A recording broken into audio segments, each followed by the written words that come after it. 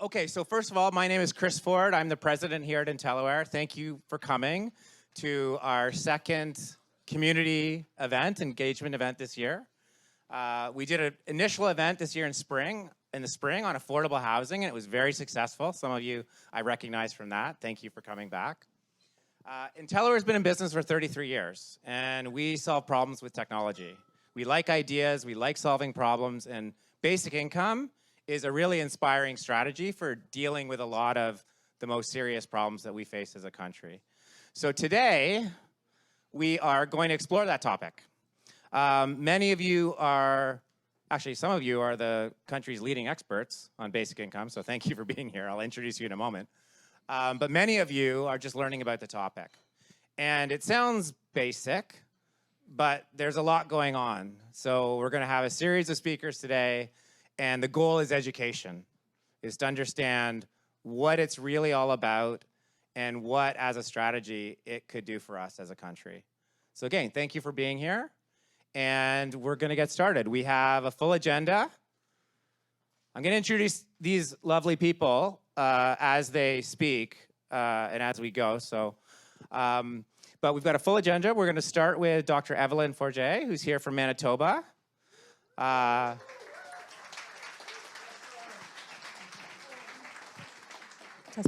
Yeah, wait a second, I'm not done. She's here from Manitoba, but that was not a far enough drive, so she drove to Ottawa first, and then she drove here last night, so thank you for doing that. Yes, why? I'm sure she has a good reason. She's a professor of economics and community health sciences at the University of Manitoba. She is an appointed fellow of the Royal Society of Canada and an officer of the Order of Canada for advancing anti-poverty initiatives in Canada and around the world. And we got a few authors here tonight. She is also an author of the book, Basic Income for Canadians, The Key to a Healthier, Happier, and More Secure Life for All, which was shortlisted for the 2018-19 Donner Prize. So we're very lucky to have her here. Thank you again for coming.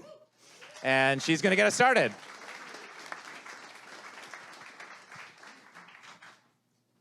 Well, thanks. Thanks very much, everybody. I'm enjoying the vibe in the room, so thank you all for coming out. It's really great to see so many people interested in the idea of basic income. My job, I think, is to turn into a university professor and see if I can bring the mood down a little bit, I'll just leave for half an hour or so. What I thought I'd do is to tell you a little bit about my background and why I'm interested in basic income, to define the concept of basic income, to tell you what I think it means to advocates in Canada. And then I'm going to spend a little bit of time answering some of the questions that people have asked me over the years. And if I don't get them, maybe you'll have some time to ask me some additional questions. First of all, why am I interested in basic income? I'm an economist who's employed by a medical school, right? If you're an economist who's employed by a medical school, you only ever get one question to answer, and you can probably guess what that is, and that is, how are we going to pay for this, right?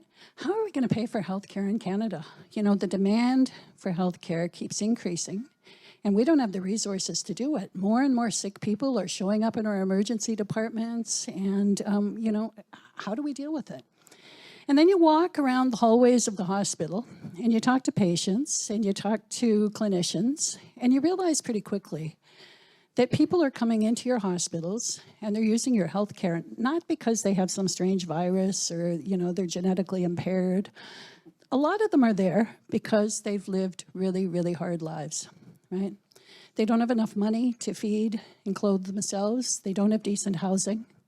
They've worked in really hard jobs for a really long time. They've injured themselves on the job. And you think, all this money we're spending on high technology in healthcare, what if we could think about different ways of making people healthier? And so I'm really interested in the concept of the relationship between income and poverty and health outcomes. And I first started working on the idea of basic income after I became an economist working in a medical school, because I remember this old project that took place in Manitoba many, many years ago called Midcom. And in the mid-1970s, there was this idea that we could introduce a basic income in Canada. At the time, it was called a guaranteed annual income. And what researchers were interested in at the time was a question you've all heard, or at least probably have floating around in your minds, and that is, if we give people money for nothing, who's going to work, right? So they were worried if people would quit their jobs. Now, it turns out I'm not really interested much in whether people quit their jobs, although I'll talk about that in a minute. But I am really interested in whether people who got a basic income are healthier. Does their health improve? And so I was able to go back and to find some data and to look at the people who received a basic income and compare them to a matched group of people. And I found that hospitalization rates fell for people who received a basic income by 8.5% relative to the control group. Now, if you're a numbers person, floating around in your mind might be the idea that this country of Canada spends something like $80 billion a year on hospitals. And if hospitalization rates can fall by 8.5% by making sure that people have enough money to eat properly and to live indoors, to have shelter from the cold, you know, are we allocating our money the way we ought to be allocating it? So that's why I'm interested in basic income. And I'm probably going to talk about poverty a fair amount in the next little while because it's poverty that brought me to this. But let me start by talking about what I think basic income is. Basic income is a regular, predictable, guaranteed transfer of money from the government to individuals sufficient to meet your basic needs. Doesn't make people wealthy, right? But it allows you to live in a reasonable way. It can take different forms, but there is a fair degree of agreement among people in Canada. I'm sorry I keep looking at my notes, but I'm getting old and I can't remember where I'm going.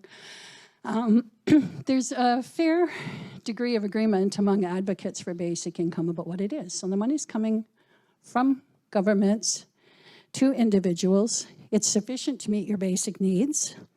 It's available to you if you have no job, if you have no wage income, but it's also available to you if you're working and you don't earn enough to live above the poverty line.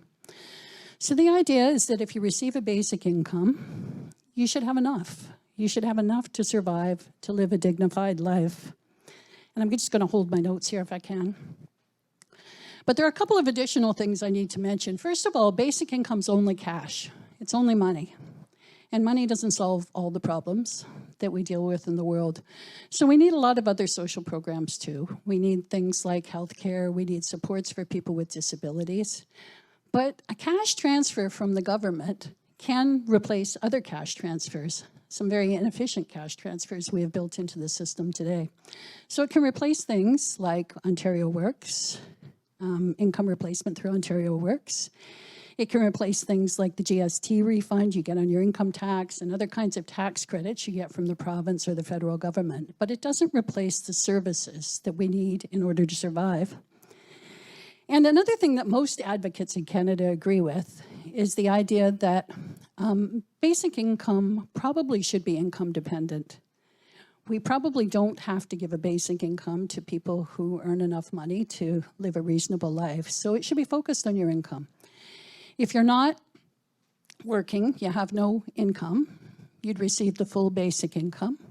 If you do work and you earn some money, your benefit would be reduced, but it would be reduced by less than what you earn. So it gradually tails out as your income increases. So for example, if you earn $100, your benefit might fall by $50.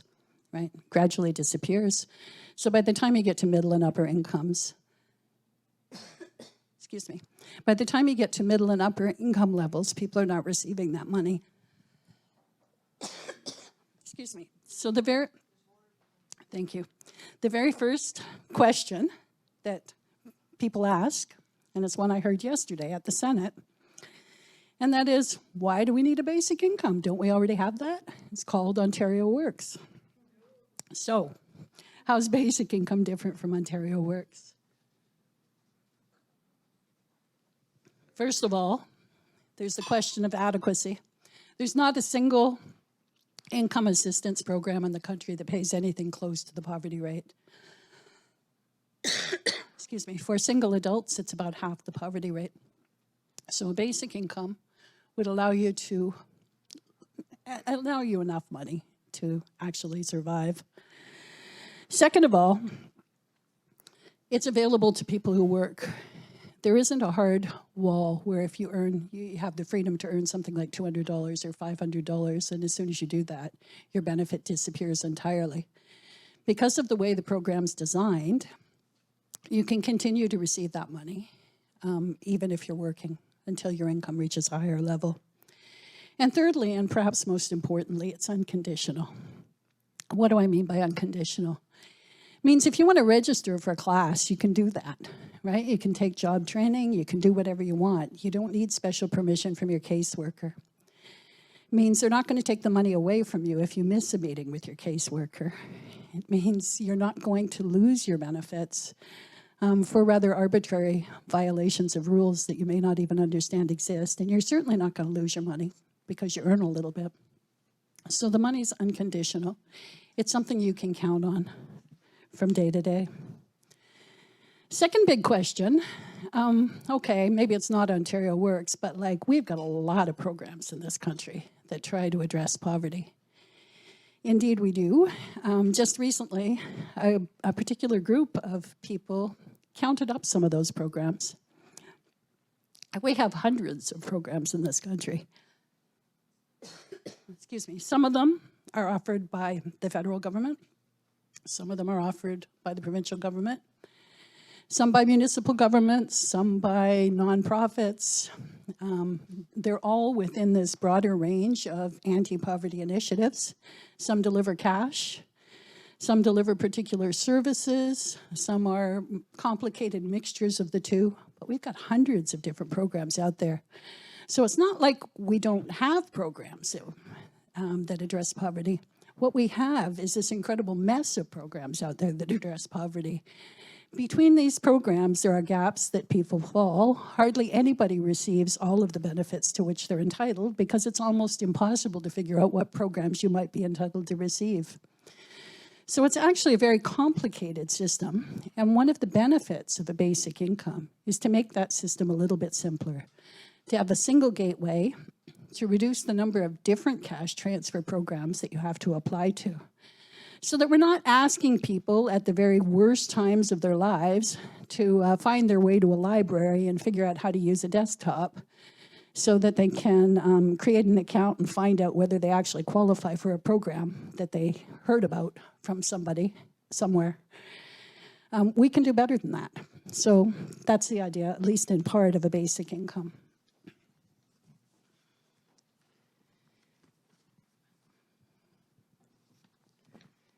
Here's one I particularly like, and I was asked this just a little while ago. Is a basic income necessary still? I've got data right here. We've got really hard economic times, and yet the poverty rate fell from 14.5% in 2015 to 6.4% in 2010. Clearly, we're well on our way to eliminating poverty without a basic income. Poverty rate fell from 14% to 6%. Do we need a basic income? Well, those numbers are correct, as it happens. So what happened? Well, two things are worth thinking about. 2020, when the poverty rate fell to 6%, the government had decided to introduce a whole lot of pandemic relief programs. So those numbers show us that when a decision's made in order to support people, it actually works. So in 2020, the poverty rate fell to 6%. 2021, when people started to fall off those programs, the rate rose to 7.8% or something. And as the numbers for subsequent years become available, they're going to raise higher and higher again. But it's certainly the case that the poverty rate fell between 2015 and 2020. And one of the reasons we have to thank for that is the massive expansion of the Canada Child Benefit in 2016.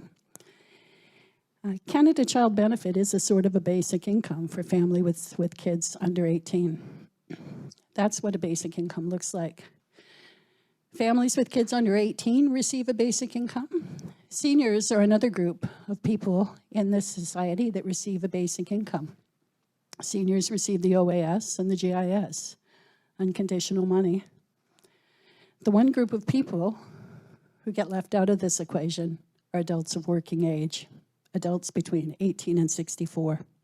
Why is that? Well, we come back to that problem that people were thinking about in the 1970s when they thought about income. Turns out that this is a really, really complicated group of people. 18 to 64 years old, why aren't people working? People should work in order to support themselves, according to a lot of people. They're a challenging group. And if we introduce a basic income, will they stop working? I want to say that the best evidence we have is that no, they don't. If they were working before a basic income came along, they continue to work after a basic income came along. If they weren't working when a basic income's introduced, sometimes they start to work because a basic income helps people stabilize their lives. It helps them spend a little bit of time trying to find a job that matches their skills, gives them the opportunity to upgrade their skills, to retrain. Maybe a basic income can actually increase work effort. Most of the empirical evidence says doesn't much matter. Basic income, no basic income, no change, no significant change in the number of hours worked. Now, I know I sound like an advocate when I say that, but I'm going to quote no less an authority than the Parliamentary Budget Officer, who actually surveyed all of the economic evidence out there on what happens if you give people a basic income or a basic income-like program. And they decided, after running a whole lot of numbers and talking to a whole lot of people, that probably if you introduced a basic income, the number of hours worked would fall by, wait for it, 1.5%. 1.5% reduction in the number of hours worked is not a large reduction in work effort. So people don't stop working. But I think we need both.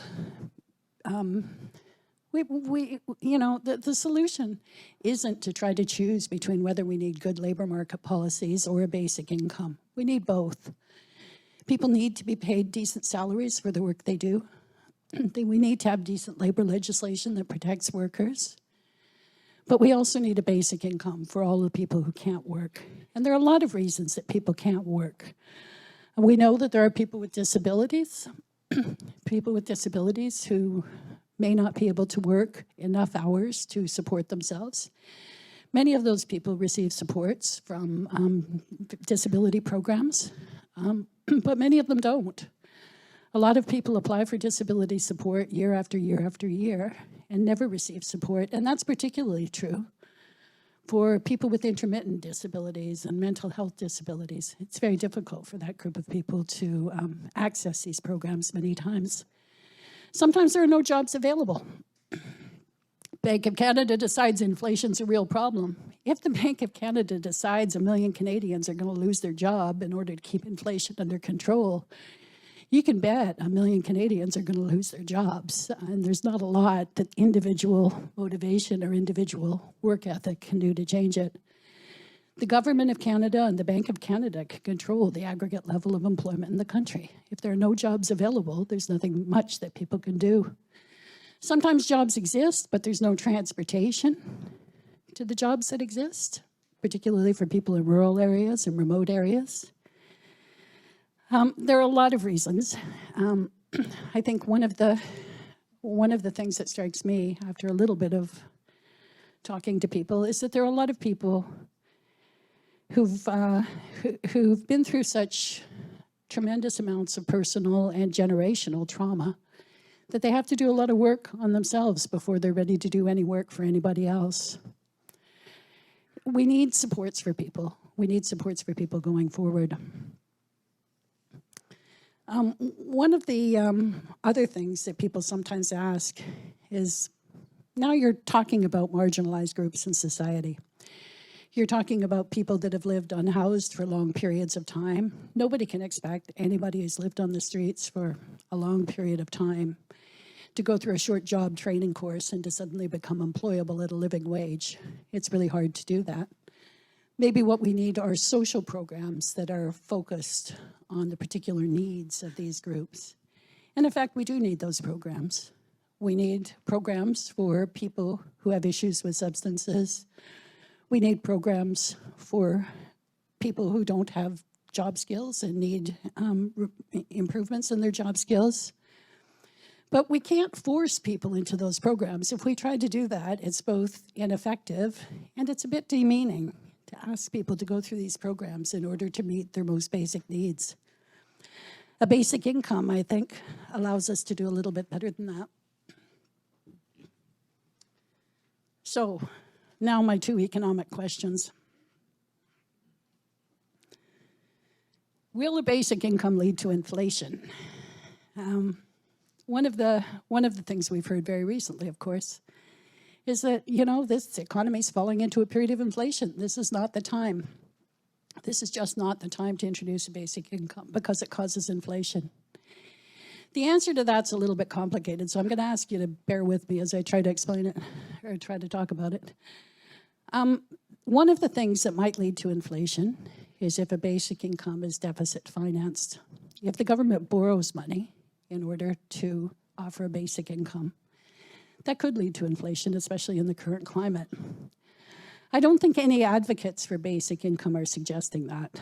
I think we all recognize that if we're spending money on a basic income, we've got to pay for it.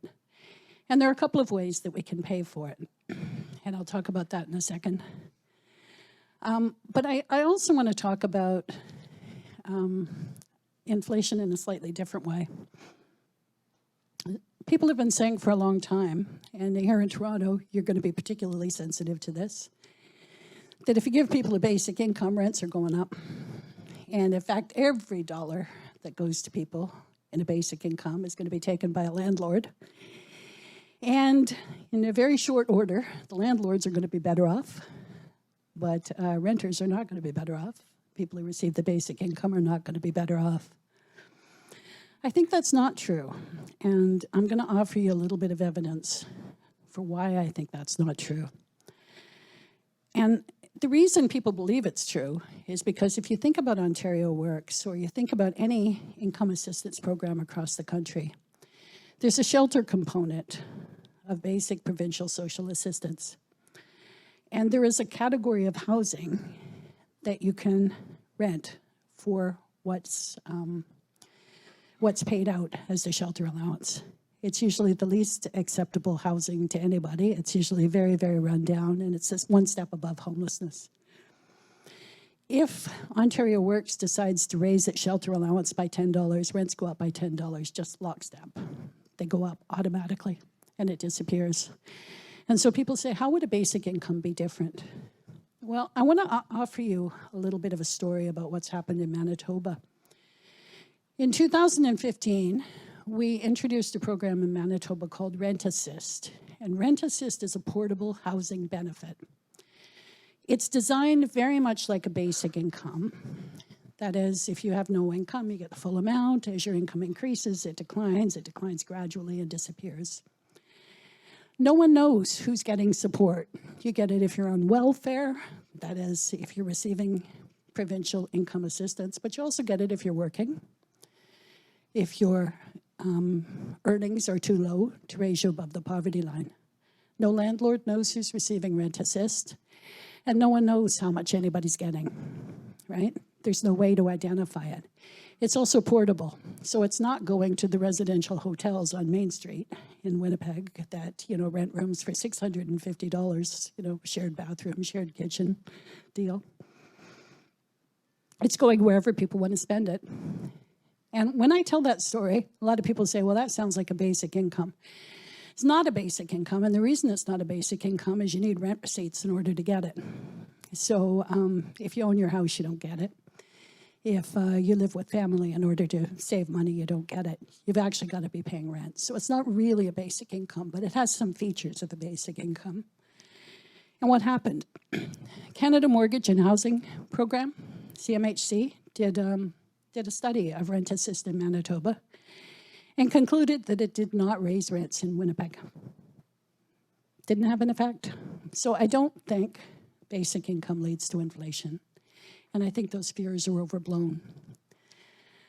The last thing I think I want to talk about is a question I alluded to a second ago, and that is, how are we going to pay for this? What's it going to cost? Sheila Regehr just showed me a story in the Star this morning that said that basic income was going to cost $85 billion a year.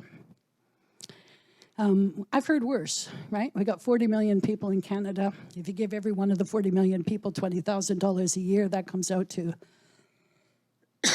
sorry, arithmetic's not my strong point, 8 quadrillion or something, $8 quadrillion. That's not really how you calculate the cost of a basic income.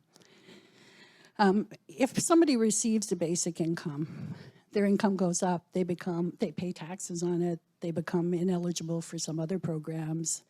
There's a lot of interrelationship between these different programs. And if you do that, the 85 billion goes down really quickly to $40 billion, according to the parliamentary budget officer, which is still a tremendous amount of money. But here, this is what's important.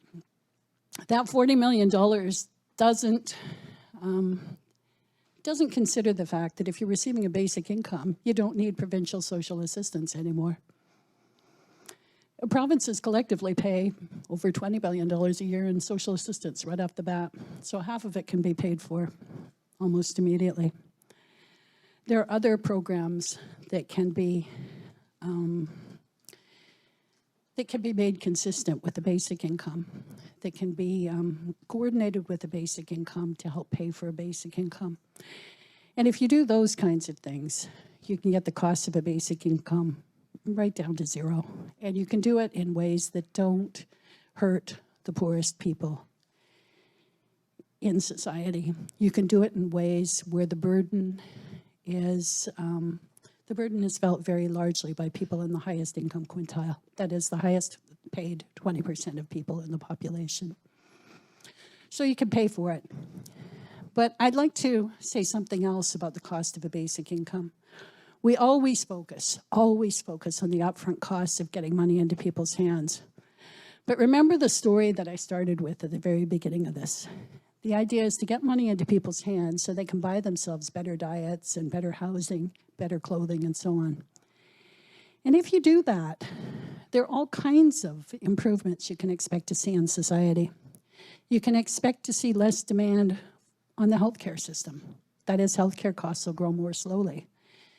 But try to think of any social program we have in this country, any social problem we have in this country that's not made worse by poverty. Think about expenditure on education. How much do we pay in education in order to bring kids up to grade level? Kids who've fallen behind because their parents can't pay the rent and they move too often from place to place to place, and they lose that connectivity and that continuation. Think about the criminal justice system. 80% of the women who are incarcerated are there for poverty-related crimes.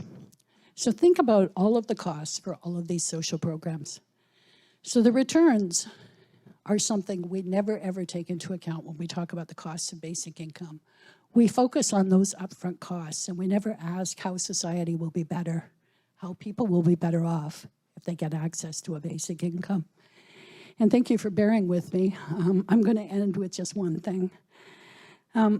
Something I've heard over and over and over again recently is, these are really hard economic times.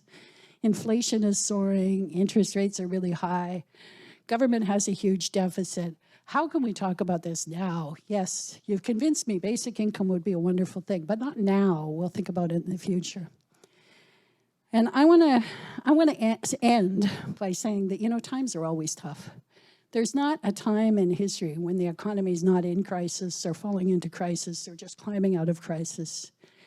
When Mincome ran in the mid-1970s, it had all of these tremendously good effects. It turned out that people didn't quit their jobs. It turned out that people were healthier. When they got to the end of the project, as planned, the researchers wanted to continue the project. They actually wanted to implement a guaranteed income. It didn't happen. They were told instead to archive the data because times were really tough. At the end of the 1970s, inflation rate was I know, 13%. Interest rates were, well, they were rising to 18 and 20% for people on their mortgages. So times were really tough. In 1984, the Macdonald Commission on the Canadian Economy reported, and they recommended a number of things. One of them was NAFTA. Another one was a guaranteed income. We got NAFTA, but times were really tough, and so we decided not to have a guaranteed income. I think that we've got a tremendous opportunity right now in the wake of the pandemic, and I think we've reached a point where we can recognize that the system we currently have is broken. The system has let a lot of people down, and we're seeing the consequences right across society. Our frontline workers are burning themselves out, trying to meet the needs of people who come to them for assistance.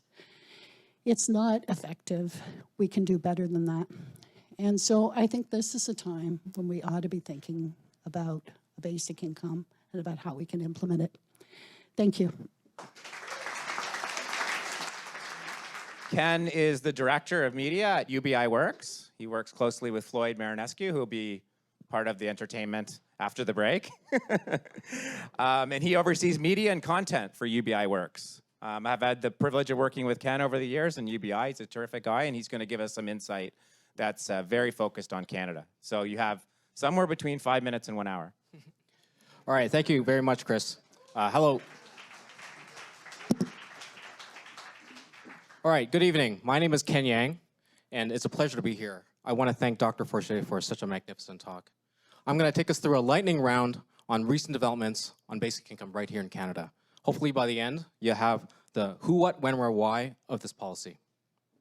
So basic income in Canada is quite an active movement from coast to coast. These are just some of the organizations that are leading the charge today. I'm going to talk about three things: what Canadians think about basic income, what the latest research tells us, and what actual programs and legislation exist in real life. So what do Canadians say when they're asked about this? This 2019 Gallup poll showed that 3/4 support a basic income to help those who lose their jobs due to automation. This Angus Reid poll showed that about 6 in 10 Canadians support a basic income between 10 to 30K a year. This Ledger survey showed that basic income is actually a top 3 issue for Canadians in the last federal election. And then this narrative poll research showed about 6 in 10 support a means-tested, guaranteed basic income, while about 4 in 10 support a universal basic income where everyone gets a payment. Now, this idea really entered the mainstream spotlight in 2020. Here's Floyd Marinescu of UBI Works, who you'll hear from in a bit, giving a speech on stage with a robot about automation and basic income at the Ontario Liberal Party Leadership Convention. This was March 2020. A few days later, a pandemic was declared, and millions lost their source of income. And then UBI Works immediately launched a national petition campaign for an emergency basic income. And then 60 CEOs from Western Canada, representing a majority of private sector investment there, issued a statement saying, we need universal and immediate income support for all. About a week later, the Canada Emergency Response Benefit, CERB, was announced. 50 senators co-signed a letter calling for CERB to be turned into a minimum basic income. 40 referends and bishops issued a letter calling for basic income. 167 Canadian health professionals did the same thing. A number of chambers of commerce came forward in support of a national pilot. The Canadian Chamber of Commerce, Hamilton, Thunder Bay, and then later the Canadian Women's Chamber of Commerce. Then, during the 2021 federal election, candidates in 3 parties across nearly half of all ridings signed a pledge that, if elected, they would actively support the establishment of a basic income. 15 of them were elected, out of a total of more than 40 known champions in Parliament. Now, what do we know about the impacts of basic income in Canada? We heard from Dr. Forget earlier, who helped uncover the landmark evidence from the Manitoba Mincome experiment, where we learned that hospitalization dropped 8.5%. More students stayed in high school and graduated, and the vast majority of people continued working, with the exception of new moms and teenage schoolboys. There was a pilot in Ontario in 2017, one of the most anticipated programs of our generation. There were 3 sites, Hamilton, Lindsay, and Thunder Bay. 4,000 recipients would get a basic income of up to $17,000 a year, 24,000 for couples, and 70% of these people were already working. Now, you might already know what happens next. Doug Ford won a majority in 2018, canceled the pilot, despite insisting he wouldn't do it, leaving thousands devastated and cutting the world off from valuable research. So in the aftermath of this, a group of over 100 Canadian CEOs and business leaders signed a letter urging the Ontario government to reinstate the pilot. You can see Chris there on the right, as well as Floyd. Basic income marches and rallies were held, starting in Toronto and then eventually across the country. You can see Sheila Regehr there of the Basic Income Canada Network, and Floyd and Chris again, alongside the late Senator Hugh Segal. Now, the social services minister at the time said, this is really a disincentive to get people back on track. Let's see if she's right. A survey of pilot participants showed that over a third of those who were working actually found higher paying work. Most of them were more motivated to find higher paying work. A quarter of them started education and training. Half of them volunteered more, they smoked less, they drank less, and they ate way healthier food. This couple from Lindsay used their basic income to grow their healthy food business, which is now thriving, and they even noticed that customers were spending more money when the basic income program rolled out. Interestingly enough, 2 years later, Andrew Scheer's Conservatives would actually propose reforming CERB to be more like the pilot, where workers keep part of the benefit when they get back to work in order to reduce the disincentive. And that's actually what happened. And then the PBO estimated that a national basic income modeled after the Ontario pilot could cut poverty rates in half at a gross cost of about $90 billion a year. But we could compare the cost of poverty, which is already at least $80 billion a year. A group of BC researchers gave $7,500 to 50 homeless residents. They found no increased spending on temptation goods, drugs, alcohol, cigarettes, fewer days homeless, and it actually saved society money from shelter costs. The money was pretty much spent on basic needs like rent, food, and transit. A report on the Canada Child Benefit showed that every $1 invested in the program grew the economy by $2. It was contributing hundreds of thousands of jobs a year, keeping hundreds of thousands of kids and families out of poverty, and a majority of families and kids under 18 have already benefited from this program. We know that child benefits reduced food insecurity by a third and have been called overwhelmingly responsible for reduced child poverty in Canada. Another report estimated that a national basic income could grow the economy about $80 billion a year and create hundreds of thousands of jobs. Then, during the pandemic, the CCPA reported that emergency benefits contributed to the largest one-year drop in poverty in nearly 50 years. This chart shows poverty rates plummeting in 2020. And then another report showed that those pandemic benefits kept 500,000 kids out of poverty. Now, after all this, what actually exists in real life? Well, there are many forms of basic income-like benefits already today. Some are guaranteed, like child and seniors benefits, or the climate rebate, which is universal. But many of them have onerous conditions to qualify and simply aren't enough to live by, like provincial disability supports. So in June, Parliament passed the Canada Disability Benefit Bill, C-22. It would create what some have called a basic income for people with disabilities. It garnered all-party support, and more importantly, it would be modeled after the Guaranteed Income Supplement for seniors, which could lay out the groundwork for a broader guaranteed income scheme in the future. In late 2021, the independent senator Kim Pate and the MP for Winnipeg Leah Gazan introduced two identical bills in the Senate and in the House, which if passed would create a national framework to implement a guaranteed livable basic income. The Senate bill S-233 passed second reading in April and was sent to the National Finance Committee, where yesterday they held the first and only hearing with an expert panel featuring Dr. Forget.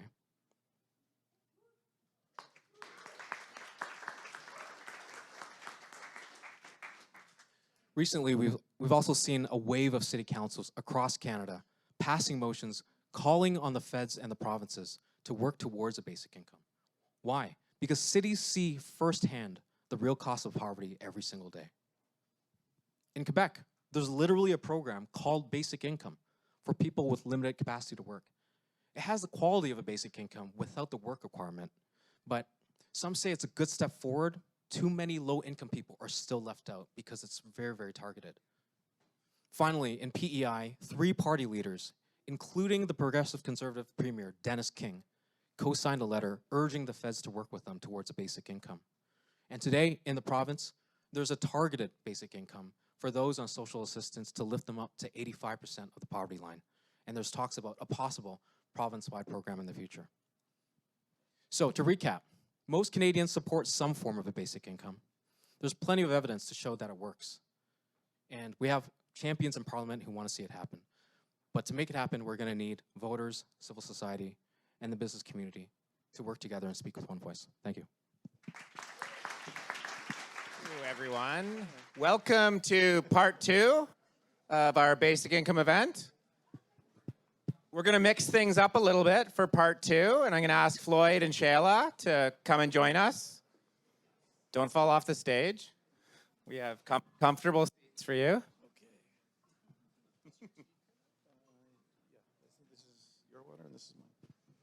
All right, so what we're going to do next is we're calling it a debate, but it's going to be more of an exploratory panel of both sides of the basic income argument. I say that because Sheila and Floyd are both proponents of basic income. I think we flipped a coin and Floyd lost, so he is going to be helping us understand some of the cons of basic income or the arguments against. And Sheila has a much easier job for this audience, and based on the previous speakers, of arguing for. I met Floyd. When did we meet? Yeah, right after the pilot was canceled. Yeah, when was that? At least 7 or 8 years ago. Yeah, like 2018. Yeah, awesome. No, it was earlier than that, wasn't it? Maybe. Oh, wait, that was 5 years ago. Okay, maybe. But Floyd is a technologist. He's got a big fan following here at Intelliware. Floyd founded, what is it, CB4? Sorry. I would wish I found a CB4. Co-founder of C4 Media, which runs one of the world's largest recurring technology conferences. He's the founder of UBI Works and CommonWealth.ca, which has 100,000 plus supporters. It's the largest activist movement in Canada in basic income. I really admire what Floyd has done and happy to support him with events like this. Sheila Regehr is a founding member of the Basic Income Canada Network and its chair since 2014. She's also the co-author with Chandra Pasma of Basic Income, Some Policy Options for Canada in 2019. And she's a former executive director of the National Council of Welfare. So welcome and thank you.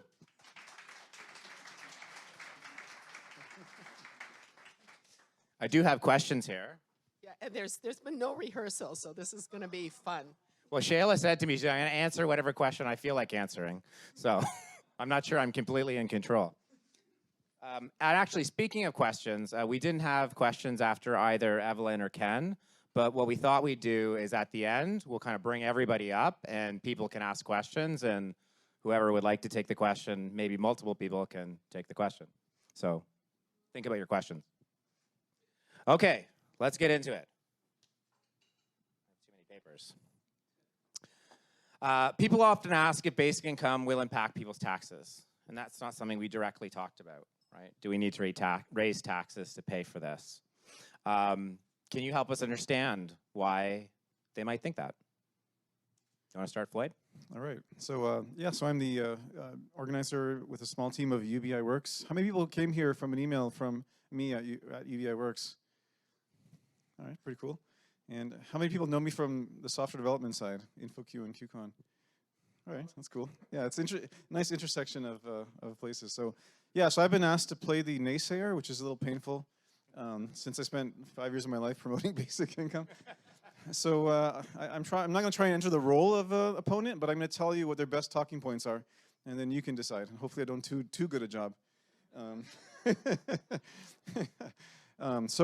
Yeah, will it raise taxes?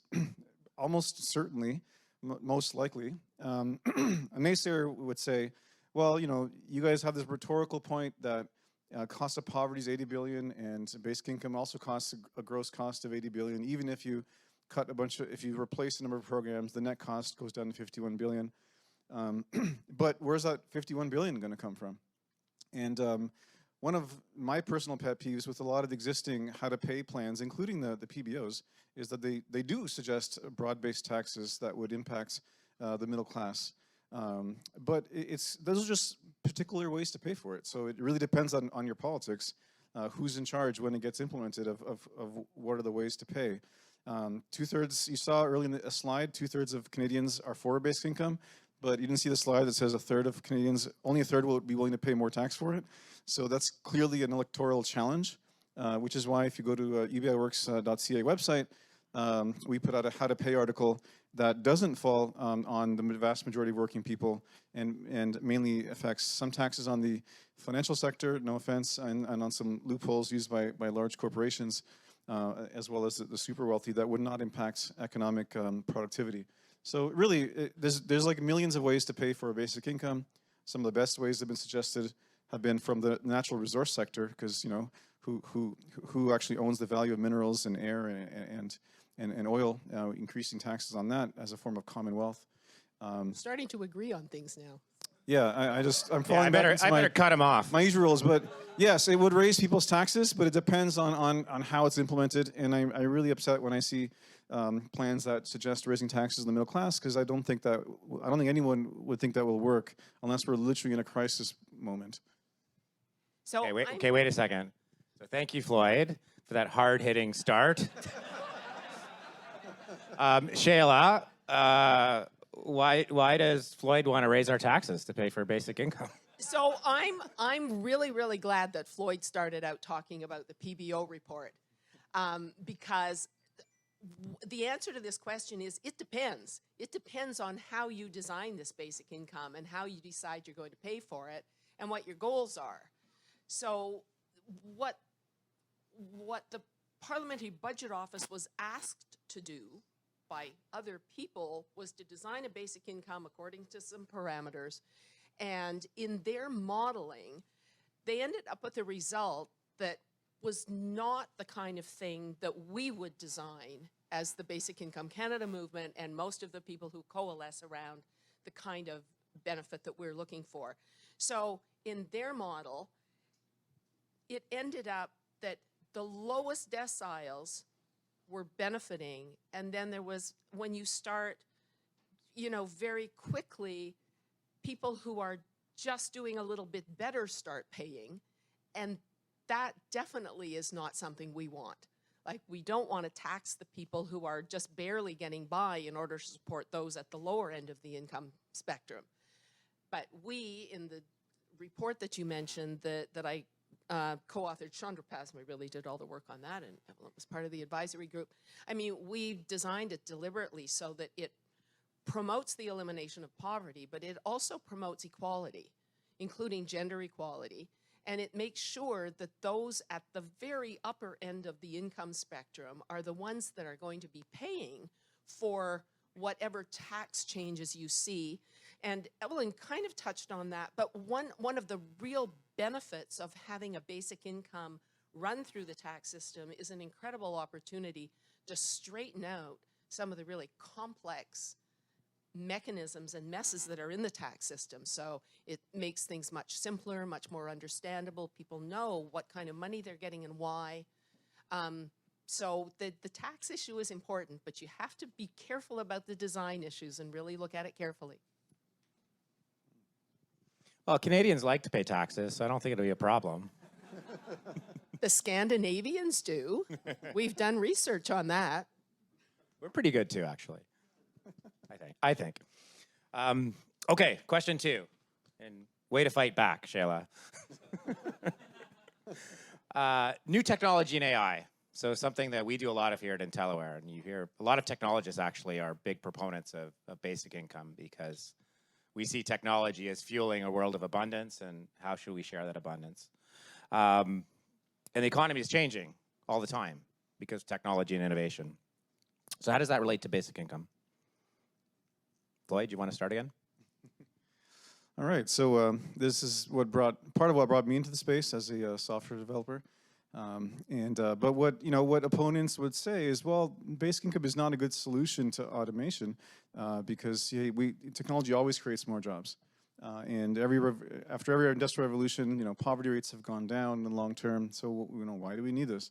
And and they might say, well, so yeah, sure, some people are displaced from their work. It happened to my father and uncle who lost their jobs in automotive manufacturing in the 2000s when we had a sudden automation wave in response to a competition from China. They may say, well, but we should have more targeted programs to help those people. You don't need a basic income for everyone. And so that's kind of what the opposition would say, that this is, or some would even deny that technological job automation even exists, which I think is kind of silly, but since it literally happened to my family. But overall, if there's only one thing to understand about impact of technology on jobs, it's lower wages.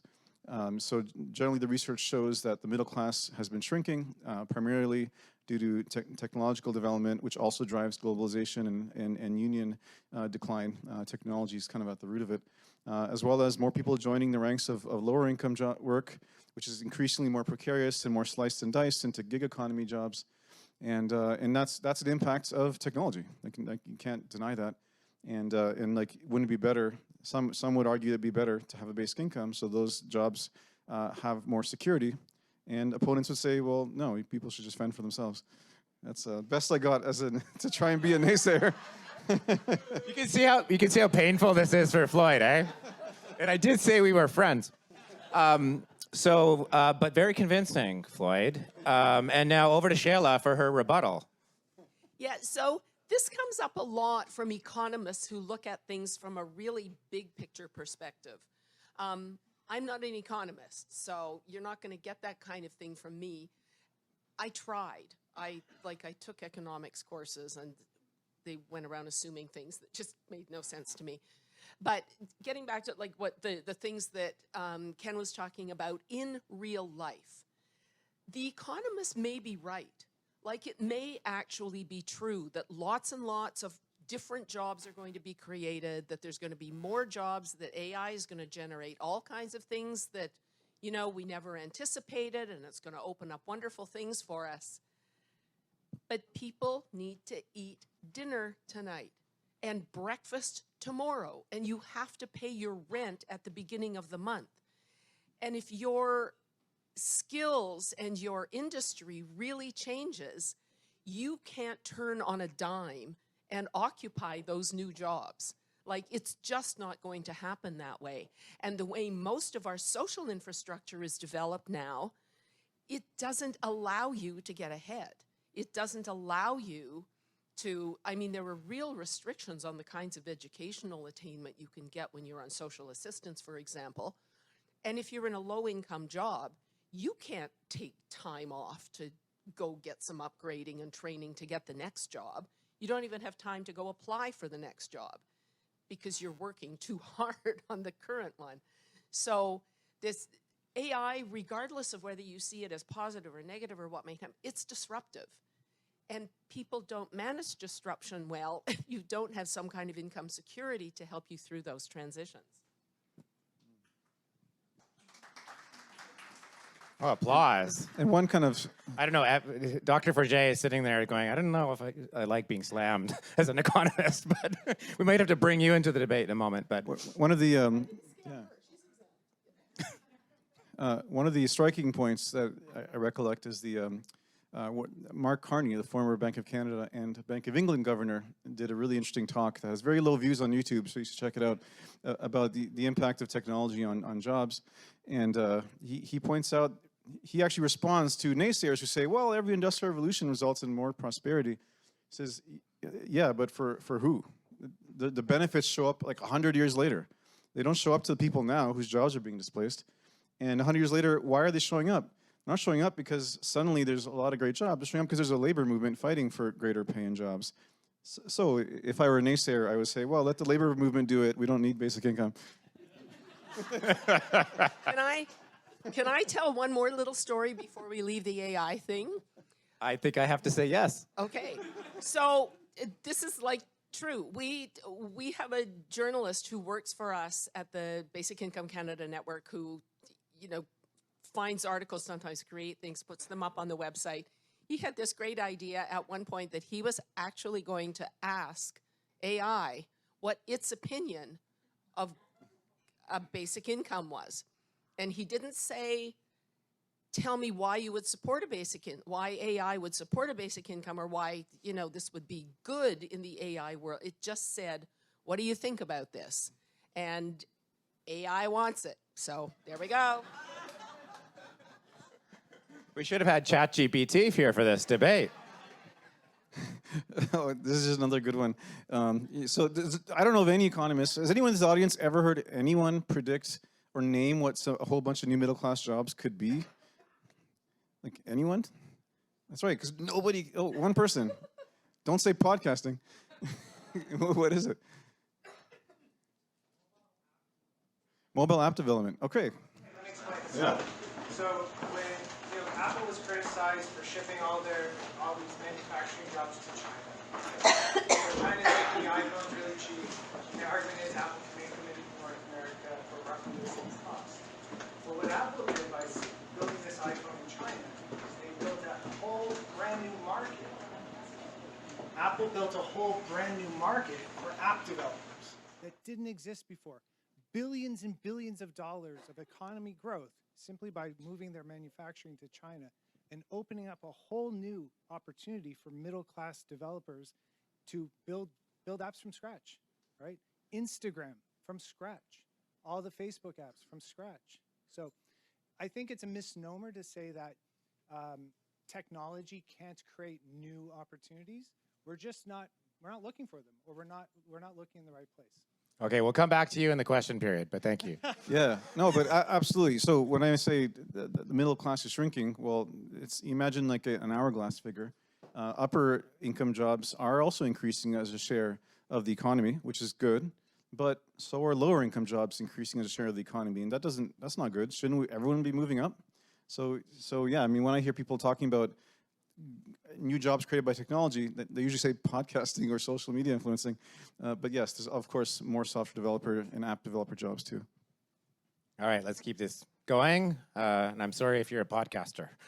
Number 3, CERB. So pandemic. This came up actually. Both Ken and Evelyn both made comments. What did we really learn from it? Yeah, on the CERB, I think a lot of people have been entrenched in their views, both for and against, because there's a lot of stories you can tell, both for and against. I personally know a number of business leaders who said they had a hard time getting people to come to work during CERB.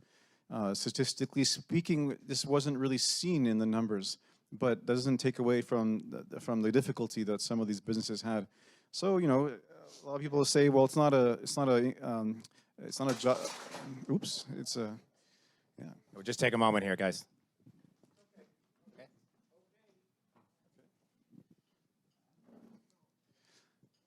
Okay, we're okay. Let's keep going then. Let us know if you need anything.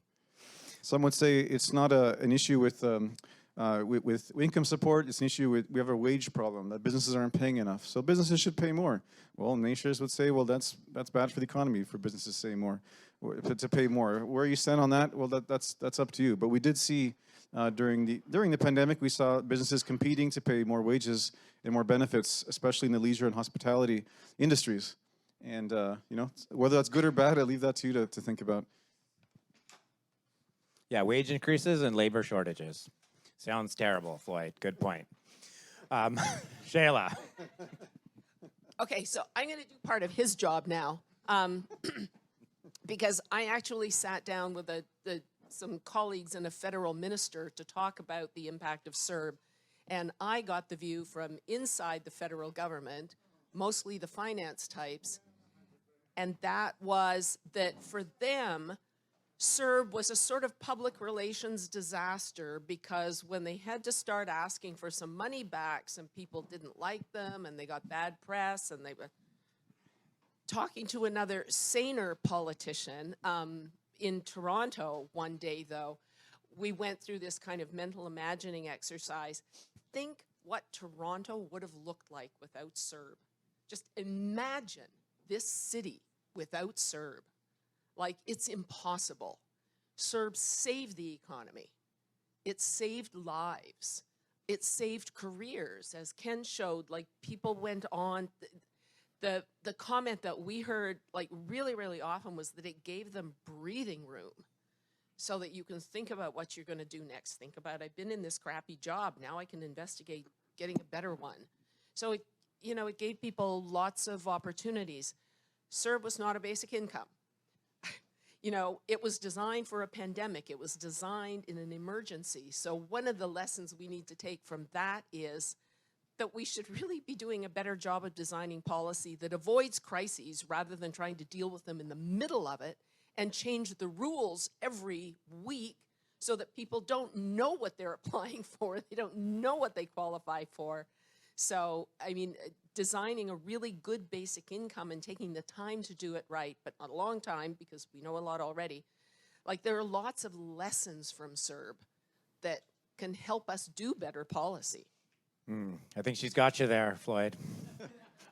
Well, a lot of people who are against CERB are also against any kind of social support, at least more the extremists, and they would. I would want them to know, and I can't do this naysayer thing, but is that the criticisms of CERB are the criticisms of social assistance programs, so that you lose it all when you go back to work. So some people weren't going back to work because their job sucked and it paid less than CERB. But that's why the Conservative Party, of all people, said to make CERB have a clawback, just like basic income does, that you get to keep it in part when you work, which, what other program has that? Unemployment insurance has this exact same clawback. So it's like almost like expanding EI, but for everyone all the time, where you're incentivized to work. And that's what the Conservatives wanted, and that is what makes it better than CERB. So next time you're in a bar discussing why CERB worked or didn't, remember that CERB's problems are welfare's problems, and basic income solves those problems. Yeah, and if I can add just like one small comment, like again, from a real life perspective on the labor shortage issue, talking to this lovely woman over here earlier about, you know, the kind of thing that she does in real life.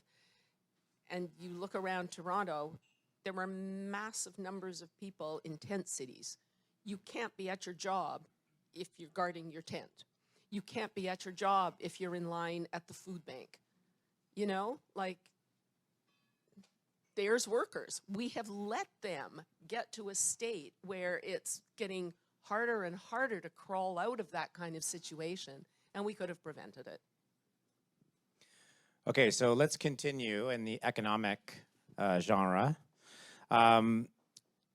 Alternatives to basic income, raising the minimum wage, introducing job guarantees, or just lowering taxes.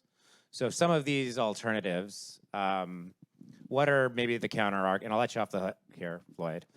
Maybe you can lead with, you know, what are the both of you actually, what are the counter arguments to some of these other programs, expanding some of these other programs that we already have? Sure, so I'll go through your list. I think I've got the same list on both of these pages. So minimum wage, yeah, raise the minimum wage.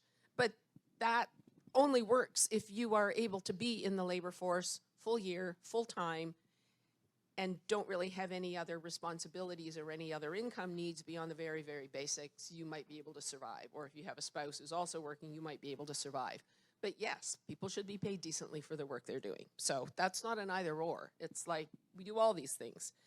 The same kind of holds with, you know, lower income taxes. Well, that only works if you're actually making money, and we're talking about people who aren't making enough money.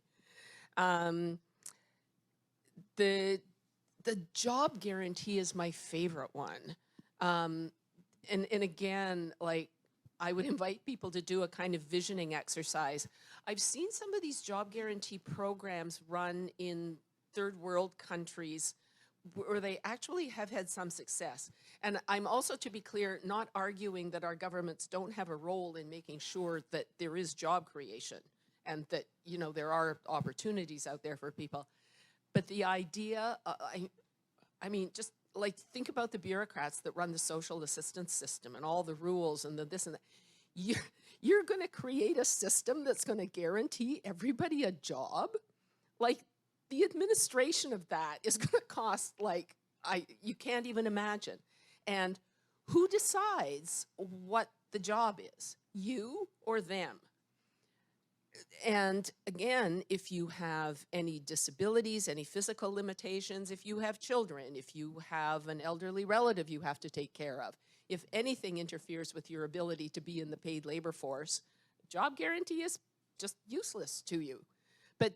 But envisioning this thing happening in Canada just blows my mind. Like, it's crazy, cuckoo. Yeah, I'm a little surprised that was on the list too, but Floyd, do you want to add anything? Yeah, there's a story when right-wing economist Milton Friedman went to China in the 1970s, and he saw a bunch of people with shovels digging a trench, and he asked his guide, why are they using shovels and not bulldozers? And he said, it's a job creation program. He said, well, why don't you give them spoons? A lot more jobs. And if anybody still has any doubts, there's an excellent book written by David Graeber called Bullshit Jobs. We don't need any more of them. On the minimum wage side, I've heard it argued in both directions. Some more free market-oriented people say you don't need a minimum wage with the basic income because people on basic income can negotiate their own wages to whatever they want because they have the ability to do so. And we saw that during CERB. We saw incomes go up. We saw during the 1970s income experiment in Manitoba, wages at the median went up 6.8%. And these weren't people getting the basic income. Why? Because there's a trickle-up effect from people at lower incomes negotiating for better pay and seeking better work. So there's an argument that you don't need minimum wage. There's an argument that you do need minimum wage with or even instead of with the basic income because it improves the work incentive. And then there's the argument that you don't need basic income at all. You only need to raise the minimum wage because, again, it'll get more people, able-bodied people off of programs like Ontario Works into jobs. And eventually the free market will solve all of our problems. And, but on this note about other kinds of programs, I wouldn't be doing my job here if I didn't mention as a pretend naysayer that there is the BC Basic Income Panel, a group of economists who concluded that there's much better ways to target poverty than something as expensive and politically challenging as a basic income. And Ken had a slide up showing a number of different programs that already provide cash support in targeted ways. So they would argue that that'll cost less and reach people who need it. But that we've already heard about the administrative challenges that could have. But it may be that in this country, we get something that almost approaches the level of a basic income through 30 different programs that at least are cash-based and not means-tested based. But we would argue you might argue that one basic income would be better than all those hundreds of programs. Okay, so I'm going to ask one last question, and it's the question I think a lot of people who aren't familiar with basic income, probably came into this room with, and I know we've talked about it a couple of times, but how do we pay for it, right? Different ways to pay for it. What are your best ideas on what changes need to be made in order to pay for this program or a program? Okay, well, naysayers would say it's not affordable. It's too expensive. $80 billion is a lot. That's something like a third, I think, of the federal budget. It's 8% of the overall budget of all levels of government in Canada put together. And they would argue that this saying that it costs less than poverty costs, poverty costs more, it could be argued that it's also more rhetorical because you cannot really reclaim those costs back in order to fund a program. Those are downstream benefits, which Senator Pate yesterday asked the PBO officer in the hearing, said, did you guys look at downstream benefits? And they didn't. So yeah, you cannot reclaim those costs to pay a basic income. So it doesn't actually help it be cheaper. But it would be obviously amazing for society if we had less crime and less people in hospitals and such. So yeah, so maybe naysayer wouldn't tell you that it would grow the economy by more than it costs, although it wouldn't pay for itself. That is something that some might say, but it would not pay for itself, financially speaking anyway. But it would grow GDP by a lot more than it costs, which you can find that research at UBI Works' website. Okay, Sheila, what's your best thinking on this? Okay, so the paying for it depends on what it is you're paying for. The naysayers always use gross costs and, try to inflate what the cost of this thing is. They use models that are not what anybody's advocating for. When you look at reasonable models, like the ones that we modeled, like the way the Ontario Basic Income Pilot was designed, then you've got a reasonable way of ensuring that you have a good, fair kind of system. The costs are reasonable. The money's not going to people who don't need it. It really is getting to those who do. And then you look at what your priorities are. We talked about the cost of poverty. It's not just the cost of poverty. Like, we've got so many programs that we run that aren't getting the results they need. We need to look at like figuring out what is going to get us the return on investment, what's going to get results, and a basic income does that. So when you start looking at all kinds of things that can be redesigned, like Evelyn mentioned, like and the Parliamentary Budget Office did some of this based on, I mean, they took some of the recommendations we made, but you look at things that are already in the system. I mean, they're automatic. Things like the GST credit, like the personal amount. People talk about them being eliminated. They're not being eliminated. They're being redesigned, reallocated to make them work, to streamline, to make it all more effective. So, and then you look at what are the priorities? And, you know, as Floyd said, like, are our priorities subsidizing fossil fuel development? Are our priorities the billions of dollars that are going out in tax credits that are only available to the very, very wealthiest? They're going out to capital gains, which gets privileged tax treatment that the rest of us on our earnings don't. It's a matter of priorities. It's not about finding new money for the most part. It's about figuring out how we spend it more wisely. I think that's a great point for us to finish on. It is about priorities, like what's important for us as a country. So thank you very much for your spirited debate.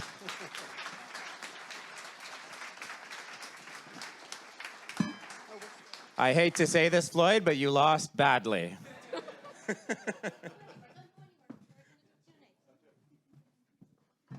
Are we going to do Q&A now, or are we going to do Give Directly? Okay. All right. So, Dr. Forget, would you like to... I'm sorry we can't fit you on the stage. Somebody's going to fall off. All right. So, questions from the audience. This young man with his hand up.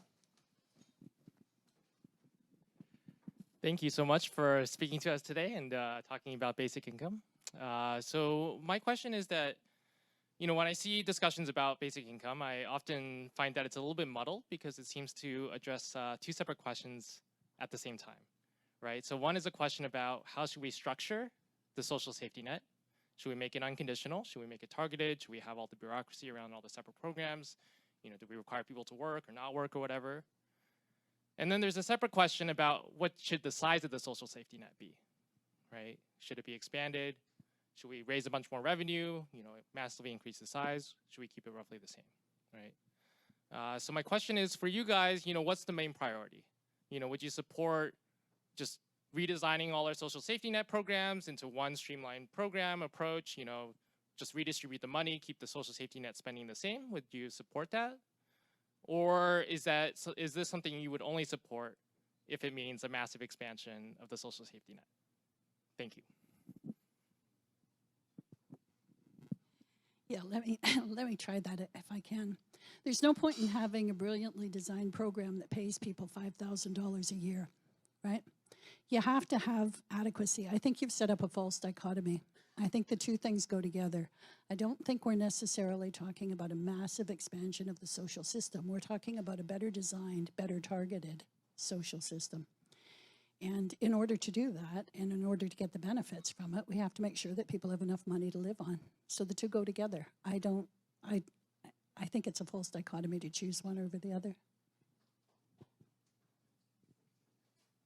Yeah, and I'll just add to that. I mean, what we see in improved health, especially improved mental health. I mean, one of the things that struck us out of the early results of the Ontario pilot before it was canceled, and we're looking for good results, we were still shocked at how quickly people's mental health status turned around. And people, the baseline survey showed people going into this were a mess. I mean, they were really, really struggling. And so people were reducing medications. They're reducing the need for health treatments. they're improving their health so they can get back to work. Like, there are so many spin-offs to this thing. So you don't need to start talking about reducing or taking away programs. They will erode on their own if people don't need them. But you have to give them the choice. It's up to them. You've got your money. If you still need services, and you need services for things that are beyond the basics, you know, disability supports, we have seniors benefits. We still provide age-appropriate services for seniors, the same with children. It's not an either or. But you're going to reduce the demand on services. You're not going to have hospitals treating people who need a sandwich. Like, you're using it more wisely, and you don't have to cut anything. When we brought in child benefits in this country and then really increased them, those people, huge numbers of those types of families were on social assistance. They're not anymore. The world didn't come to an end. All kinds of people in the service sector didn't lose their jobs. We managed this transition really well. Okay, thank you.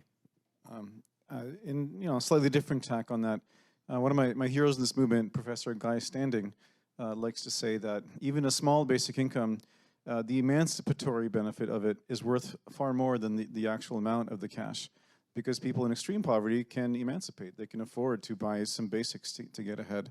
We've seen last couple of years, a number of US-based pilots with giving only $500 a month to people resulted in people getting better quality jobs by the end of it, because they had that little bit of security they could bank on.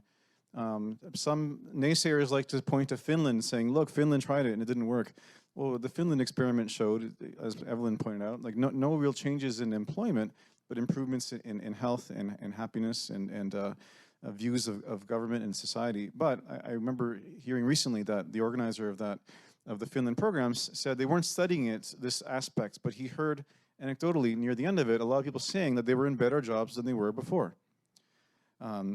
So that's a clear benefit from a small amount, because Finland wasn't really a basic income. It was only like 800 euros, and it was given to people who are already on social assistance.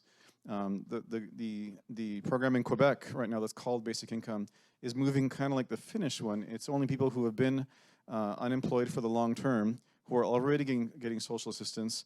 About 100,000 people so far they're gonna get slightly more money, and more conditions will be removed, so they can actually work and earn income without losing too much of the benefit. So that's actually the belief, is that less conditions will lead to better outcomes, even though it's not actually a sustainable, adequate amount of work, of income rather. So even a small amount can have an emancipatory benefit. Okay, thank you. Okay, quite a few questions here. Or I can just give you my microphone. Oh, me already? Well, something that concerns me about basic income is people talk about how it's emergency, like it's some emergency measure for this massive technological unemployment that's happening. I don't think that's a very good way of advocating it. I would like all these smart basic income people to enlighten us about how a basic income will create full employment at good wages, at good total incomes. Anyone like to take that one first? I don't think that's the goal of a basic income. I don't think we necessarily need full employment in the traditional way that people think about it. And I'll give you an example. I was actually working inside government with people working at HRSDC, or whatever it used to be called, one of its incarnations, and some OECD people, and they were working on measures that would improve the participation of women in the labor force. And their goal, they thought, was to get women's labor force participation up to the level of men's, and then that would be equality, and that would be full employment. And I'm going, okay, the last child was just born, and the human race is over. Like, you can't do that. There are other aspects to our lives. We work. We all work at all kinds of things. And not all of it is paid employment, and not the most important work is paid employment. So this idea of full employment, the way we traditionally conceptualize it, I think, doesn't necessarily seem like a great goal to me. People need productive things to do. Yeah, and I would rehash again that it's been shown to raise wages because people can negotiate better pay, and that trickles up to all levels. We've seen it in the numbers. We've seen it during COVID. And if you want to take the utopian future view of what technology might do for us, we should be working a little bit less. It's better off if most people are working less than 40 hours than some people working 40 hours and others not able to work at all. And something like a basic income would be needed to help such a transition should we face those times at some point. Yeah, maybe 4-day work week will be our next session, sometimes next year. Okay, we got lots of questions still, so Andrea's going to go to right here. Hi, I'm an anti-poverty activist, and I am also an AI consultant, which is a very interesting place to be right now. And I was looking at some stats from the U.S. labor market today, and they are kind of astounding. Just give me a second to pull these up. Yes, sorry about that. Looking at some stats on the U.S. labor market, there are 9.6 million job openings in the U.S., but only 6.4 million unemployed workers. I'm wondering if you know what the equivalent is in Canada and how many of those jobs potentially could be replaced by a basic income. Has that analysis been done? Any insight into what that labor market impact could be if there was a basic income on job openings as well?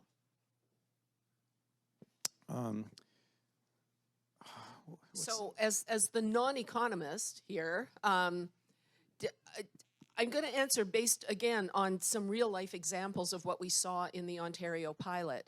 A lot of people started their own jobs, and very simple things, like one guy managed to afford to buy some paintbrushes and some equipment and became a house painter, and that was he created his own.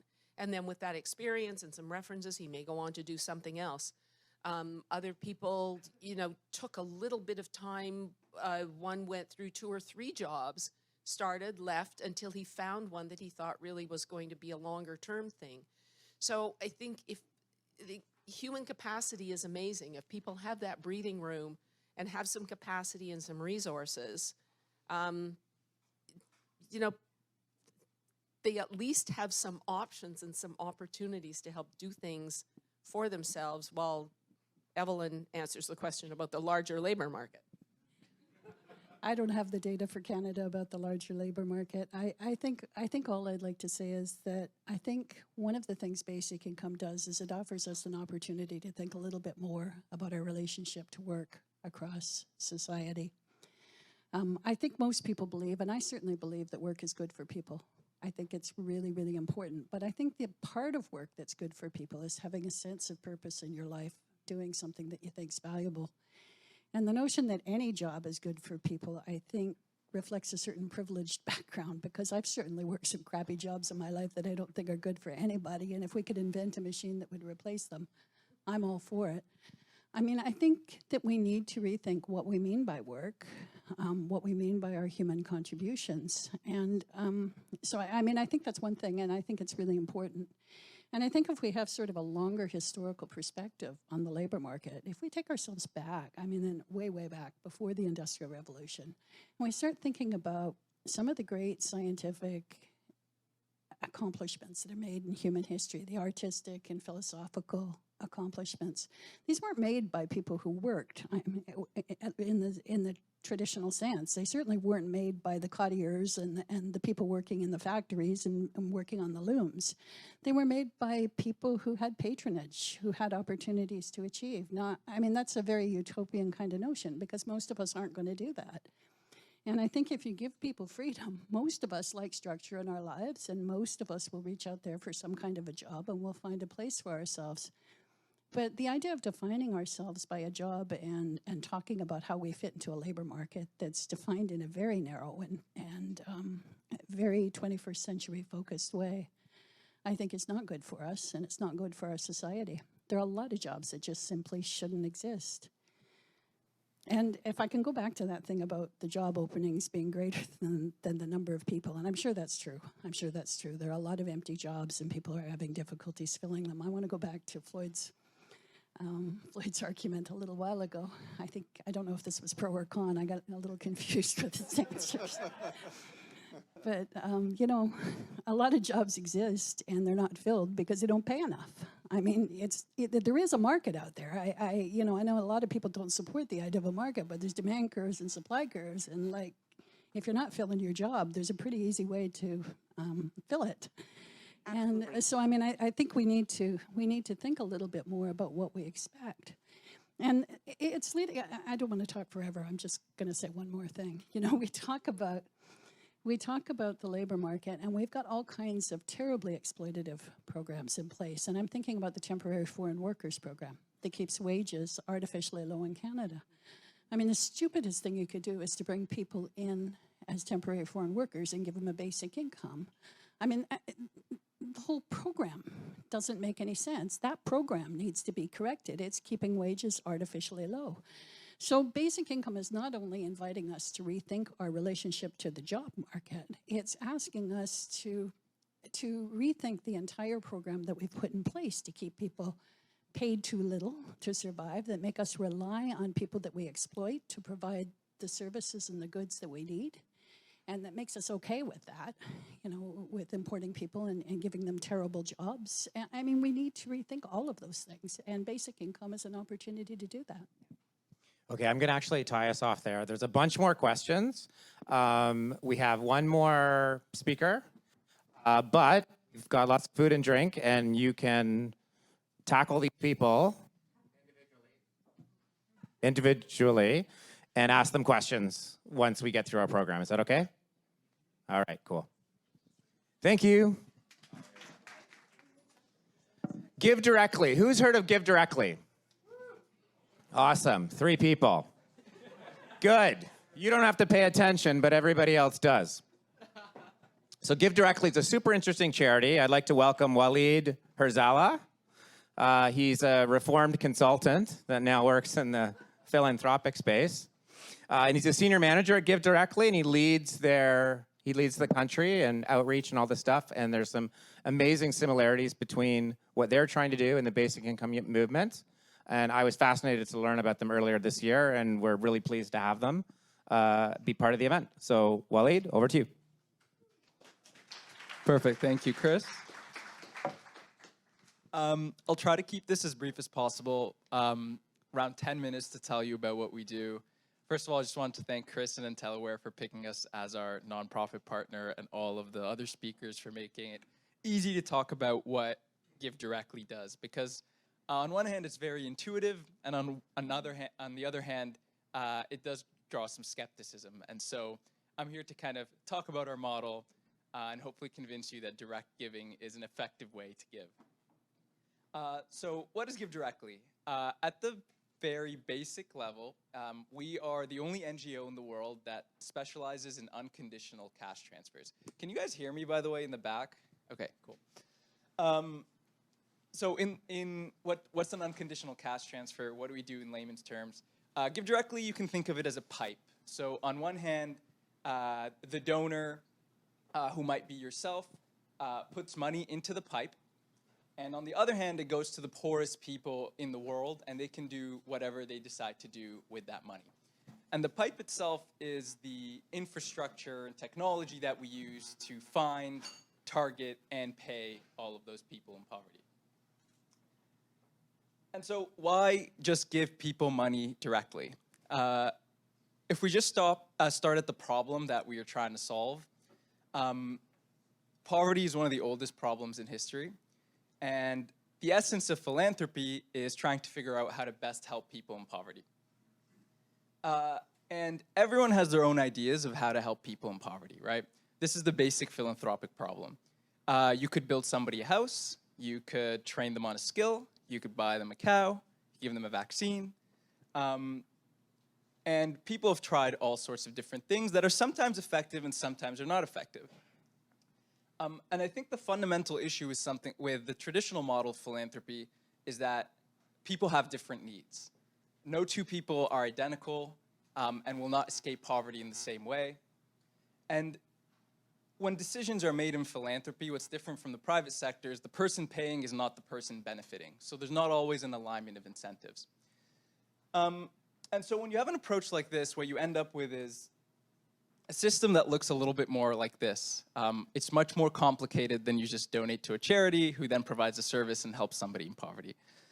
There are so many intermediaries today in the international development space, which is typically where we work. We work in the poorest countries in the world, where your money is not always directly going to the end recipient. There's a lot of steps along the way. And while that's not inherently problematic, and this system can do a lot of good, there are some specific issues with it. Namely, one, that it's extremely inefficient, right? So if you think about the typical international aid dollar leaving the United States, for example, 20% never actually leaves the United States because, and I'm sure it's similar in Canada, because there are a lot of people, consultants, employees working at the aid agency that need to be paid. There's research that needs to be done. And then it goes on to the next part of the process. And by the time you reach the final recipient, sometimes not a whole lot reaches them. And beyond the inefficiency, there's also just exposure to risks, right? There could be leakage, there could be corruption, especially when you're working in challenging environments. And so what GiveDirectly does is we try to simplify that model. Just boil down the philanthropic problem to its most basic form, which is instead of us as donors deciding how to best help people in poverty, why don't you simply just give people money and let them decide how to best improve their lives? Again, recognizing that everybody has different needs.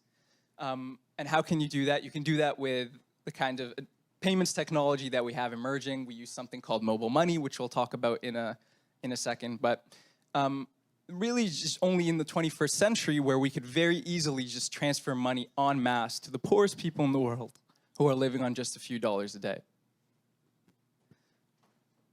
And so that's where we come in. We're the only charity in the world that is exclusively focused on unconditional cash transfers. And so we've grown quite large over the last 15 years. We've delivered more than $700 million US, so about $1 billion to people in poverty. We've reached more than 1.5 million people, and we're in 14 countries in total. And the way to think about our work, I would kind of bucket it into two areas. The first is our US guaranteed income programs. So whenever you hear about these new guaranteed income programs, basic income programs in the US, maybe a city like Chicago is running a pilot, which is the largest one in the US right now, that municipal government needs an implementing partner to actually deliver those payments. So that's one side of our organization, is we're running some of the biggest basic income programs in the United States on behalf of local governments. The second bucket, which is really our bread and butter and where we're primarily focused because that's where the most severe forms of extreme poverty are today, is we work in the developing world, 13 countries, primarily sub-Saharan Africa, as well as Yemen, where we will not focus on relative poverty, type of poverty that we have in Canada or the United States. We'll focus on the most extreme types of poverty, people living in very abject conditions who can't meet their basic needs. And within that, we might have basic income programs where we give people monthly recurring payments. But we also do what we call large transfer lump sum programs, where we'll find someone living on $1 a day. We will give them something like $1,000 US in 2 tranches in a short period of time. And that lets them make a productive investment that can hopefully lift them out of poverty in the long term. One final thing on just us as an organization before I move on is one thing that we really focus on is research and randomized control trials, which are kind of, I'll get more into it in a second, but they're the kind of most rigorous form of evaluation that you can do for an anti-poverty program. So I think part of the reason we've been able to grow so quickly is we don't just run these programs. We'll usually partner with a university or academic who is renowned in the space to study these programs and actually be able to prove that they work compared to some alternatives. And so why do this? Why send cash directly? For some of you, you might say, yeah, that makes total sense. Like, sounds much more efficient. People know what they want. We can trust people in poverty. Let's just give it to them. Others might be doubtful. Are people going to use it well? How does it exactly work, et cetera? And so I'll walk through some arguments, but very high level, I want to go through them first. The first is that cash is actually the most well-studied anti-poverty intervention in the world. We've studied cash more than we've studied any other thing, and that's just because it's so prevalent in government programs, and also in the aid sector. The second one is that we have the technology today for the first time in history to be able to do this very efficiently, right? You no longer have to go drive around with a truck and hand out cash to people, which is actually what people did a long time ago. And I can talk a little bit about what that looks like. And then finally, cash really empowers recipients to be able to make their own choices. It trusts them to be able to make the decisions that they need to lift themselves out of poverty. And I think that goes back to the points of dignity that some of our other speakers spoke about. And then finally, cash is the only anti-poverty intervention that can really scale globally, right? There's a lot of really good programs that might work in a specific context, but they might not apply to another environment, and they might be hard to scale when you get to larger and larger programs. Every person in poverty around the world can benefit from cash. It's universal in that sense. And so I'm very quickly going to talk about these first two things, because I think in the last 20 years, the reason why cash has really taken off is because of these two reasons. The first is, believe it or not, in the early decades of international aid, no one really studied en masse how effective programs were. We kind of just spent money on a bunch of things and hoped that they worked, and then called it a day and maybe did the same thing or tried a different thing, but no one was really evaluating it rigorously. In the last 20 years, there's kind of been this revolution of a big emphasis on what you call a randomized control trial and experimental evaluations. So the same way when somebody when we're doing a vaccine trial, you have a treatment group and a control group, and the treatment group gets treated, the control group gets placebo, and then you compare the differences, you compare the effects on each group. You can actually do that with poverty programs, right? You can give one group the program and give another group a different program or no program at all, and see how the outcomes differ. And cash has actually been studied now in more than 300 randomized control trials, most of them finding very, very promising, strong effects. And it actually turns out that this very simple thing that we could have been doing all along, more often than not, is more effective than some of these other more complex, inefficient programs that the global aid sector has run for so many years. And now it's not a silver bullet, and you can absolutely find programs in specific contexts that outperform cash. But what this tells us is that cash is actually quite effective and is more effective than other interventions in a lot of different contexts. The second big revolution in the last 20 years is this advent of mobile money, and this is always my favorite thing to talk about because I think it blows people's minds. With modern technology, especially in a lot of sub-Saharan African countries, you can actually receive a digital cash transfer on a $10 Nokia phone with no internet connection, just with a regular 2G or 3G cell phone connection. And even in areas where there's a lot of extreme poverty, chances are someone in the household has one of these $10 phones, and you can actually reach them with a payment, send them a digital transfer on an SMS-based wallet, and then they can take that transfer to what's called a mobile money agent and trade their digital balance for cold, hard cash that they can spend on the market. So imagine doing something like this 30 years ago. It would be impossible to be able to efficiently scale cash transfers around the world, or it would be very difficult. But with mobile money now being so prevalent in a country like Kenya, for example, which has high extreme poverty rates, something like 94% of households have at least one person with a basic cell phone. And so these two things combined, the rise of mobile money and all of the evidence that's come out about the effectiveness of cash, is really, I think, what's propelled GiveDirectly forward and allowed us to scale so quickly. And I just wanted to end off on a video because GiveDirectly, I think, typically is very focused on like efficiency and evidence and numbers, and that's kind of one of the things that drove me to it as a former consultant. I think one of the most special parts about cash and what we do is just the human element of what it means to give people in poverty a choice. And so I wanted to end with this video, then I'll make a few closing remarks.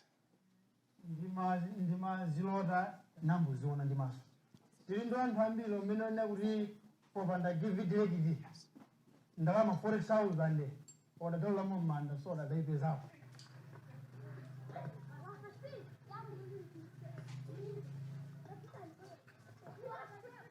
Mudzi uno agiva sana bwere.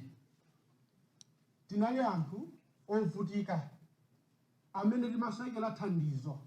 Tayambo zimene zimatichinja pakhomo pathu timavutika kuti tipeze thandizo monga ndalama ana apite ku sukulu kuti tipeze sopo tipeze chakudya.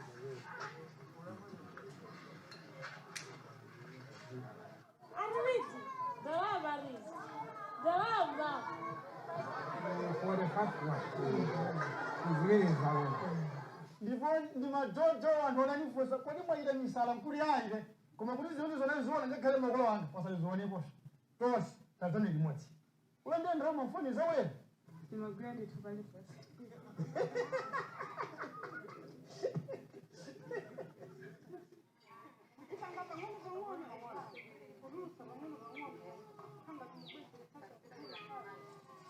mudzi muno usintha koyamba kudapezeka kuti anthu ambiri amene odabe mafoni odapezeka nawo usintha kwachiwiri anthu agula malata anthu agula ziweto anthu olukhala moyo bwino zedi ukamva kwina zapanga kuti mwina banja imene dali la mpungwepungwe okhale pamodzi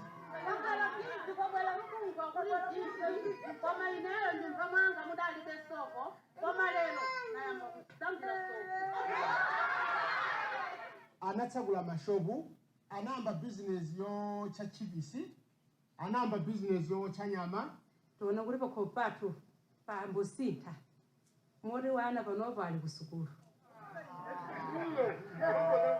Konjiri imeneyi yasintha ndithu mudzi muno ayi vanthu vakuwa njinga izi njinga ndebwerekete monga inakonza njingaso basi ndaba zimenezo lenu kuyenanso kumeneko tsogolo mudzi uno nikubwera kwa givi lolesa likhala tsogolo lowala moti pamene ozidalisiya mwina ngati agivi yakhala vanthu wozidalira kwambiri.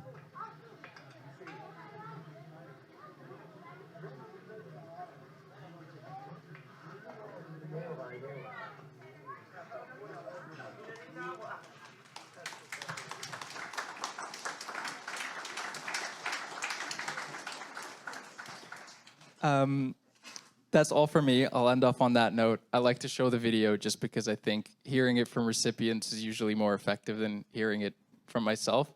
And it really is a very small amount of money in the areas of the world people in the world who are experiencing the most extreme types of poverty. It can really be transformational for their lives. So if you liked what you heard today and you're interested in learning more about GiveDirectly, there's a QR code there that you can check out.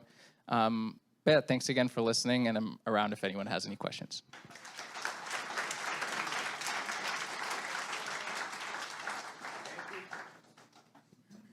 Thank you, Walid. So please give directly to GiveDirectly. Ha ha ha ha.